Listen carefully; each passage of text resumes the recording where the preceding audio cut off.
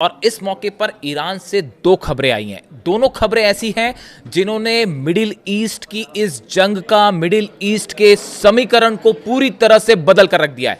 मैं सीधा खबरों पर आना चाहूंगा, बेहद अहम खबरें। देखिए, अमेरिका के कुछ अखबारों ने एक खबर छापी। खबर आपने पढ़ी ही होगी कि डिएगो गार्सिया पर ईरान ने मिसाइल दागी है। पहले खबर क्या छपी और ये क्यों महत्वपूर्ण और मैं ये क्यों कह रहा हूं कि ये बेहद अहम है, इसको मैं आपको बताऊंगा। देखिए खबर क्या छपती है। Iran fire 2 intermediate range ballistic missiles at Diego Garcia, a joint US UK military base in the middle of the Indian Ocean, according to multiple US officials. खबर ये आई, वॉल स्ट्रीट जर्नल ने खबर छापी कि ईरान की तरफ से 2 missiles fire की गई हैं डिएगो गार्सिया पे।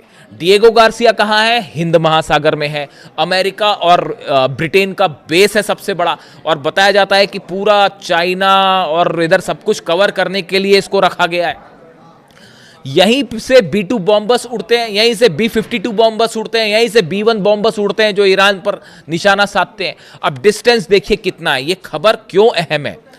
ईरान से डिएगो गार्सिया की दूरी है 4000 किलोमीटर से ज्यादा। अब इससे 2-3 चीजें तो साफ है। पहली बात यह कि ईरान ने जो मिसाइल दागी वो खुर्रमशहर 4 नहीं थी, वो मिसाइल फतेह 2 भी नहीं थी, वो मिसाइल सेजिल भी नहीं थी, वो मिसाइल कद्र या इमाद जैसी मिसाइल भी नहीं थी। ये जो मिसाइल्स हैं जिन्होंने कोराम मचा रखा है इजराइल में, उसकी भी मैं बात करूंगा, लेकिन पहले आप ये समझिए कि ये पांचों में से ये मिसाइल तो नहीं थी। अब क्या सवाल ये उठ रहे हैं कि 4000 किलोमीटर की रेंज कवर करने वाली मिसाइल अगर ईरान फायर कर सकता है तो क्या ये ईरान की आईसीबीएम थी, इंटरकॉन्टिनेंटल बैलिस्टिक मिसाइल, और या फिर ये ईरान की आईआरबीएम थी? अब पहले इस बात को समझिए आप कि ये बात अभी तक साफ नहीं है कि वो मिसाइल्स डिएगो गार्सिया पर गिरी या नहीं गिरी, उनका हुआ क्या। अमेरिका की तरफ से कहा गया कि नहीं, कोई नुकसान नहीं हुआ है, लेकिन यही बात तो जेरल्ड आर फोर्ड के लिए भी कही गई थी कि नहीं, हमारे उस एयरक्राफ्ट कैरियर पे तो कोई नुकसान नहीं है, कुछ नहीं है। बाद में खबर आई कि उसमें तो आग लग गई है और उसको वापस भेज दिया गया है। यही खबर आई थी कि अब्राहम लिंकन को लेकर नहीं, सब ठीक है, बाद में पता चला कि वो तो हटा दिया गया है। इस बात को भी अमेरिका ने डिनाई किया कि नहीं, हमारे सब बेस ठीक है। उसके बाद खबर आई कि 27 बेस पर हमले हुए हैं और 16 बेस तो तबाह हो चुके हैं। ईरान के ये दावे थे कि हमने 4 थार्ड सिस्टम तबाह कर दिए। अब बाद में अमेरिका ने खबर सामने आई कि हाँ, वाकई तबाह हुए थार्ड सिस्टम। 2 यूएई में तबाह हुए, एक जॉर्डन में तबाह हुआ, एक कुवैत में तबाह हुआ। वो तो जगह भी, लोकेशन भी आ गई। तो धीरे धीरे अब बताया जा रहा है अमेरिका को कितना नुकसान हुआ। अमेरिका ने कहा हमारा कोई जेट नहीं गिरा, 16 जेट गिर चुके हैं। अब ये खबर सब जान रहे हैं। तो दावे जो हैं ईरान के, वो अब धीरे धीरे सच साबित हो रहे हैं। तो अभी भी ये बात पूरी तरह से साफ नहीं है कि जो मिसाइल मारी गई है डिएगो गार्सिया पे, वो गिरी नहीं गिरी, कितना नुकसान हुआ नहीं नुकसान हुआ है, कुछ दिन बाद पता चलेगा।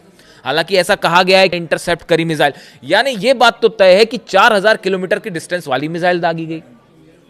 मैंने कुछ समय पहले ये वीडियो बनाया था कि अभी तो ईरान की आईसीबीएम बाकी है, यही थंब दिया था मैंने।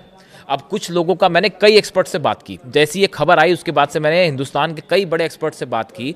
मैंने उनसे कहा कि आपको क्या लगता है कि ये क्या है। सबका कहना ये था, पूरा अमेरिका हैरान है, पूरा यूरोप हैरान है, पूरे दुनिया भर के मिसाइल एक्सपर्ट्स हैरान है कि साहब 4000 किलोमीटर की रेंज वाली मिसाइल ईरान ने दाग दी। ये तो होना ही था, इसका कोई, मैंने तो पहले ही कहा था, मुझे तो कोई आश्चर्य नहीं होगा। वो जो मिसाइल फायर की गई थी तेहरान से, जो कि रूस को क्रॉस करती हुई साइबेरिया में जाके गिरी थी, वो फिर क्या था? वो आईसीबीएम था। और इसकी मुहर अब लग चुकी है कि ईरान के पास 4000 किलोमीटर की रेंज वाली मिसाइल है, उससे ज्यादा वाली मिसाइल है। अब ये वही आईसीबीएम थी या अभी उस आईसीबीएम का एक छोटा वर्जन था, ये भी अभी पता चलेगा। लेकिन ये तय है कि ये बड़ा गेम चेंजर है। देखिए, इसी वजह से ब्रिटेन ने अमेरिका की मदद करने से मना कर दिया, फ्रांस ने मना कर दिया, जर्मनी ने मना कर दिया, इटली ने मना कर दिया, इसी डर की वजह से। क्योंकि ये देश समझ रहे थे कि कहीं ऐसा ना हो कि मिसाइल फिर लंदन पे गिरनी शुरू हो जाए, फिर पेरिस पे गिरनी शुरू हो जाए, फिर पता चला जर्मनी पे भी गिर रही हैं, इटली पे भी गिर रही हैं। उन सब ने कहा भैया हम डोनाल्ड ट्रंप के साथ नहीं है, हम इस हमले में शामिल नहीं होंगे। वो यही वजह थी। ईरान ने कहा था अगर आप मदद करेंगे तो फिर यूरोप पर भी सीधे हमले होंगे, इसीलिए वो साथ नहीं दे रहे थे। और अब डोनाल्ड ट्रंप बौखलाए हुए हैं, कह रहे हैं कि नाटो तो हमारा साथ नहीं दे रहा और नाटो कायर है और ऐसा वैसा पता नहीं तमाम बातें कह रहे हैं। वो आपस में भिड़े हुए हैं। इस मिसाइल ने पूरा समीकरण बदल कर रख दिया है। और इसी का परिणाम आप जानते क्या है? फौरन तुर्की के पास जर्मनी से निकाल के नए पैट्रियट सिस्टम लगाए जा रहे हैं, ताकि अगर ईरान ने कहीं यूरोप पर मिसाइल फायर कर दी या अमेरिका के नए बेसिस पर मिसाइल फायर कर दी और उनकी रेंज 5000 और 4000 किलोमीटर से ज्यादा वाली हुई, तो उसे कैसे रोका जाएगा। और अगर कहीं वाकई आईसीबीएम निकल आई और वो न्यूयॉर्क और वॉशिंगटन की तरफ फायर हो गई, तो रास्ते के जितने डिफेंस सिस्टम है उनको मजबूत किया जा रहा है, भाई रास्ते में उनको रोका जाए। पेट्रियट लगाए जा रहे हैं, नए थार्ड सिस्टम लगाए जा रहे हैं, और तुर्की में तो फौरन भेजा गया है, जर्मनी से हटा के पेट्रियट यहां भेजा गया है कि भाई अगर फायर हो जाती मिसाइल तो बीच में रोका जाए, वरना भयंकर तबाही हो जाएगी। वो जो सरप्राइज कह रहा था, ईरान की आर्मी बार बार कह रही थी कि अभी सरप्राइज मिलेगा, वो सरप्राइज अभी मिलने शुरू हुए हैं, अभी तो शुरुआत है ये। अभी तो वो अरब वाला मामला और इजराइल वाला मामला निपट रहा था। इजराइल में भी बीती रात जबरदस्त हमले हुए हैं, और जो नई जानकारी आई है इजराइल से मैं आपको दूंगा, आप सुन के हैरान रह जाएंगे। मतलब ऐसी जानकारियां हैं, मतलब मुझे भी यकीन नहीं हुआ कि इतना सिस्टमेटिक काम कैसे हो सकता है। मैं भी हैरान रह गया। मैं तो ईरान पर एक एक चीज पे वीडियो बनाता हूं, और एक एक चीज मैंने आपको बताई थी। अब आज देखिए वो सच साबित हो रही है। बना बना के, मतलब मैंने इतने वीडियो बनाए, हर बार कहा कि भैया खतरनाक मिसाइल्स हैं, खतरनाक ड्रोन है, आईसीबीएम भी है। अब वो देखिए वो एक एक चीजें निकल के आ रही हैं सामने। अब हुआ ये कि ये जब मिसाइल फायर हो गई, उसके बाद ये माना जा रहा है कि अब जो है वो टारगेट कहीं बड़े होंगे। डिएगो गार्सिया पे 2 ही मिसाइल फायर हुई थी।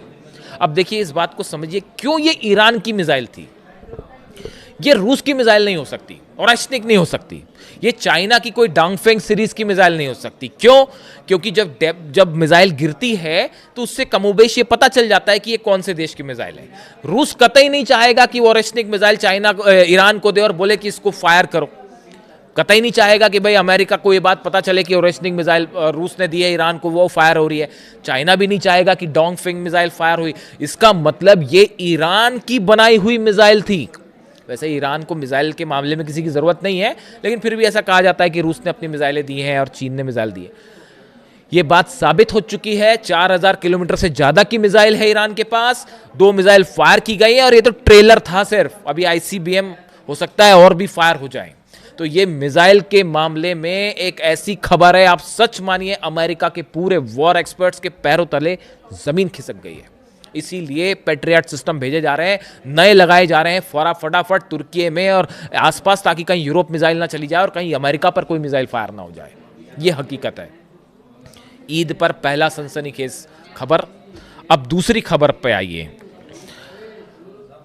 नौरोज के मौके पर, नए साल के मौके पर, ईरान के नए सुप्रीम लीडर मुस्तफा खामेनी साहब की तरफ से एक बयान सामने आया है। उन्होंने एक टेलीवाइज्ड अपना बयान जारी किया। वो ईद के मौके पर पूरी दुनिया में वायरल हो रहा है, और उन्होंने अपने बयान में ये कहा है कि इस जंग में अमेरिका और इजराइल की करारी हार हुई है। उन्होंने इस बात का ऐलान किया कि इस जंग में 22 दिन की जो जंग हो चुकी है, इसमें अमेरिका और इजराइल की करारी हार हुई है और ईरान की शानदार जीत हुई है। ईरान जीत रहा है। उन्होंने कहा, देखिए, Iran supreme leader said that while the US and Israel believed that after 1 or 2 days of attacks the Iranian people would overthrow the government, but this was a gross miscalculation। उन्होंने कहा कि America और Israel ये सोच रहे थे कि कुछ दिनों की जंग के बाद ईरान में तख्ता पलट हो जाएगा और ईरान की जनता बगावत कर देगी। हुआ उल्टा, ईरान की जनता एकजुट हो गई और तख्ता पलट का प्लान पूरी तरह से फेल हो चुका है, पूरी तरह से फेल हो गया। मुस्तफा खामेनी का कहना है कि हमारे देश के लोगों को इस बात को समझना चाहिए कि किसी भी तरह का जो झूठा प्रोपेगेंडा फैलाया जा रहा है उससे आप सावधान रहें। ईरान मजबूती के साथ खड़ा हुआ है। तमाम हमलों के बावजूद सेना एकजुट है, ईरान के लोग एकजुट हैं, और बुरी तरह से अमेरिका और इजराइल की हार हो रही है। आप किसी ऐसे इंफॉर्मेशन पर विश्वास ना करें जो आपको उल्टी जानकारी दे रहे हैं। उन्होंने कहा कि हमारे लोगों ने चौराहों पर अपनी मजबूती से एक मजबूत किला बना लिया है और दुश्मनों को करारा जवाब दिया है। उन्होंने कहा, इतने हमलों के बाद जो ईरान की जनता सड़कों पर है, ये हमारा सबसे मजबूत किला है और इसको कोई नहीं ढा सकता। ये ईरान की सबसे बड़ी जीत है। देखिए आज जिस तरह से लाखों लोग सड़कों पर आ रहे हैं ईरान के, और ईरान की सरकार के साथ खड़े हुए हैं, ये ईरान की मजबूती दिखा रहा है। ये बड़ा संदेश है। उन्होंने कहा कि पिछले कुछ महीनों के अंदर, पिछले एक साल में वो कह रहे हैं कि ईरान पर जो है वो 3 बार युद्ध लादा गया, युद्ध थोपा गया। पहला युद्ध जून में था जब अमेरिका ने और इजराइल ने हमले किए, जो कि 12 दिन की जंग थी और उसमें 1000 नागरिकों को शहीद किया गया। वो पहली जंग थी। उसके बाद वो कह रहे हैं कि दूसरे जो जंग थी वो तख्ता पलट की कोशिश थी, जो अमेरिका और इजराइल की साजिश थी कि किसी तरह से तख्ता पलट हो जाए। और जनवरी में जो प्रदर्शन हो रहे थे, जो फंडिंग की गई और तमाम तरह की हिंसा फैलाई गई, वो दूसरी जंग थी। उसमें भी ईरान जीता और तख्ता पलट की साजिश फेल हो गई, उन्होंने बताया। और अब ये तीसरी जंग है, ये जो हमले इस बार हो रहे हैं और ये जंग चल रही है और 22वें दिन में पहुंच गई है। कहाँ तो कहा जा रहा था कि 2 दिन और 3 दिन में ऐसा हो जाएगा, वैसा हो जाएगा। 22 दिन बाद अब ईरान भारी पड़ रहा है। पूरे दुनिया की इकोनॉमी को ईरान ने हिला रखा है। और उन्होंने कहा कि ये तीसरी जंग है जिसमें हम जीत रहे हैं। उन्होंने जो लोग शहीद हुए हैं, ईरान के जितने आम नागरिक शहीद हुए हैं, बेटियां शहीद हुई, 165 बच्चियां शहीद हुई, उनको, उनके परिवारों को, सबको उन्होंने श्रद्धांजलि देते हुए उन सबको शहीद करार दिया। और उन्होंने कहा कि इन्होंने ईरान के लिए अपनी कुर्बानियां दी हैं। ये बात उनकी तरफ से कही गई। उन्होंने ये भी कहा कि अब ये एक इकोनॉमिक जंग है, आर्थिक जंग छिड़ी हुई है ये, और लंबे समय से चली आ रही है। और हम अब कोशिश करेंगे कि आने वाले दिनों में ईरान आर्थिक रूप से और मजबूत हो। हम वो फैसले लेंगे जिससे ईरान आर्थिक मजबूती की ओर आगे बढ़े, इस जंग को पीछे छोड़ते हुए। देखिए, उनके इस बयान में अली खामेनी साहब की झलक दिखाई दे रही है। अली खामेनी साहब हमेशा चाहते थे कि ईरान एक मजबूत ईरान हो, आर्थिक रूप से मजबूत ईरान हो, जंग के बावजूद तेज़ी से आगे बढ़े। अब उसी तरह की बात जो है अली खामेनी साहब के नक्शे कदम पर जो है उनके बेटे भी आगे बढ़ रहे हैं, नए सुप्रीम लीडर भी आगे बढ़ रहे हैं। उन्होंने भी यही कहा है कि हमारी पूरी कोशिश होगी कि आने वाले दिनों में ईरान एक बार फिर तेज़ी से आर्थिक मजबूती की तरफ आगे बढ़े। देखिए, अली खामेनी साहब का चूँकि जिक्र हो गया है बीच में, मैं बस यही कहना चाहूँगा कि आज जो ईद है वो खामेनी साहब के बिना है, और ये बहुत दुखद है इसके बारे में कुछ भी कहना। लेकिन एक बात ये भी कहने का मन है कि देखिए अली खामेनी साहब, आज आपका ईरान शान से जीत रहा है। बस मैं यही कहना चाहूँगा। खैर, हम आगे बढ़ते हैं। ईरान से एक और अहम खबर आई है, एक और बड़ी खबर आई है, वो है एटम बम को लेकर। देखिए, पिछले 2-3 दिनों से मैं खबरों पर नज़रें बनाए हुआ था। एक बार देखिए फिर से जो ईरान के राष्ट्रपति हैं मसूद पेजेश्कियान साहब, इनकी तरफ से बयान आया है। उन्होंने नौरोज़ के मौके पर उन्होंने भी जो है एड्रेस किया, और उन्होंने ये कहा कि ईरान जो है किसी तरह का न्यूक्लियर एटम बम जो है वो नहीं बना रहा था। और अली खामेनी साहब ने चूँकि ये कहा था कि ये वेपन ऑफ मास डिस्ट्रक्शन है, हम इसे नहीं बनाएंगे, तो ईरान ने कभी ये कोशिश नहीं की एटम बम बनाने की। ये बात उनकी तरफ से कही गई। इसी तरह की बात नए सुप्रीम लीडर की तरफ से भी कही है कि ईरान ने कभी जो है वो एटम बम बनाने की कोशिश नहीं की और हम एटम बम नहीं बना रहे थे। उनके इस बयान को लेकर तमाम दुनिया के एक्सपर्ट्स जो हैं वो अब 2 राय रख रहे हैं, 2 तरह की राय रख रहे हैं। मैं दोनों तरह की राय आपके सामने रख देता हूं। ये मेरी कोई व्यक्तिगत राय नहीं है, जो एक्सपर्ट्स कह रहे हैं मैं वो राय रख रहा हूं सामने। कुछ लोगों का कहना ऐसा है कि ईरान की तरफ से अब जो बयान आए हैं, उन बयानों में अगर आप देखें तो इस तरह का एम्फेसिस दिया जा रहा है कि ईरान न्यूक्लियर बॉम्ब नहीं बना रहा था शब्द का इस्तेमाल हो रहा है। क्या ये इस बात का इंडिकेशन है कि अब इन जंग के हालात के बीच, जब सुप्रीम लीडर को असैसिनेट किया गया, उनको शहीद किया गया, अली लारिजानी साहब को शहीद किया गया, 165 बच्चियों की जान ली गई, तमाम आम नागरिकों पर हमले हुए, हजारों लोगों को कत्ल किया गया, तो उसके बाद क्या अब ईरान ने यह फैसला कर लिया है कि अब वक्त आ गया है एटम बम बनाया जाए और एटमी परीक्षण किया जाए? ये वो डर है जो अब वाकई सबको सता रहा है। देखिए, ये बात तो साफ है। अली खामेनी साहब ने कहा था कि हम एटम बम नहीं बनाएंगे, और उन्होंने एटम बम नहीं बनाया। इसे कहते हैं अपनी बात पर और अपने ईमान पर कायम रहना। उन्होंने कहा हम नहीं बनाएंगे, नहीं बनाया। यही बात कई अमेरिकन एक्सपर्ट्स भी कह रहे हैं कि साहब, अली खामेनी साहब जब तक थे तब तक तो उन्होंने एटम बम नहीं बनने दिया। उन्होंने कहा कि एटम बम नहीं बनाएंगे, लेकिन अब आप क्या करेंगे? अब तो आपने हमला करके मानो ईरान को एक प्रकार से एटम बम बनाने की दिशा में और आगे बढ़ने की परमिशन दे दी है। अब ईरान वो कोई बातें नहीं मानेगा, वो कोई रूल्स रेगुलेशन नहीं मानेगा जो अंतर्राष्ट्रीय देशों के द्वारा जो है थोपे गए थे एटम बम को लेकर। क्या ईरान ने एटम बम बनाने का फैसला कर लिया है और क्या सुप्रीम लीडर ने इसके लिए परमिशन दे दी है? इस तरह की राय कुछ एक्सपर्ट्स रख रहे हैं, जो कि ये बता रहा है, इस ओर इशारा कर रहा है कि कभी भी कोई भी बड़ी खबर ईरान से आ सकती है। 450 किलो जो यूरेनियम है वो पिकेक्स माउंटेन में है या जहां भी है वो सुरक्षित है। 60% को 90 करने में कितना वक्त लगेगा वो आप भी जानते हैं, इतनी खबर तो अब सब रखते हैं। कुछ ही दिनों की बात है बस। क्या अब ये प्रोसेस शुरू हो गई है?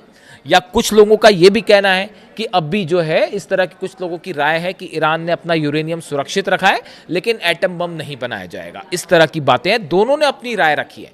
लेकिन बड़ा खतरा ये है कि जो अमेरिकन एक्सपर्ट्स को अब ये डर सता रहा है कि हमने जो है वो गलत हमला कर दिया ईरान पर। अब तक ईरान ने बम नहीं बनाया था और ये बात साफ है। अब इन हमलों के बाद ये साफ हो गई ये बात कि जो बहाने से हमला किया गया ये वैसे ही है जैसे इराक पर हमला हुआ था, ये बोल के कि वेपन्स ऑफ मास डिस्ट्रक्शन जो है वो इराक के पास है, सद्दाम के पास है, लेकिन वो कभी मिले ही नहीं। तो ये एक झूठा प्रोपेगेंडा बनाया गया। ईरान का जो कहना है कि एक झूठा प्रोपेगेंडा बनाया गया और उसके जरिए हमले किए गए, मकसद कुछ और था। लेकिन क्या अब ईरान एटम बम बनाने जा रहा है? ये एक ऐसा सवाल है जिसके लिए थोड़ा सा आप इंतजार करिए बस। इसके अलावा ईरान की सेना ने फिर से कह दिया है कि साहब कोई सीज़फायर नहीं होगा, दो ही रास्ते हैं, या तो हम शहीद होंगे और या हम जीतेंगे, जंग नहीं रोकी जाएगी। कुल मिला के हालात ये हैं कि आईसीबीएम को लेकर बड़ी खबर है, बड़े दावे हैं। 4000 किलोमीटर वाली रेंज एटम बम को लेकर बड़ी खबरें आ रही हैं और इसके बीच में बहरीन पर फिर हमला कर दिया है, कुवैत पर फिर हमला कर दिया है और यूएई पर मिसाइलों का अलर्ट है कि कब गिर जाए कोई भरोसा नहीं। यानी जंग के 22वें दिन ईद के मौके पर बड़ी जीत हो रही है ईरान की। जो भी अपडेट होगा आप तक पहुंचाऊंगा। Thank you so much.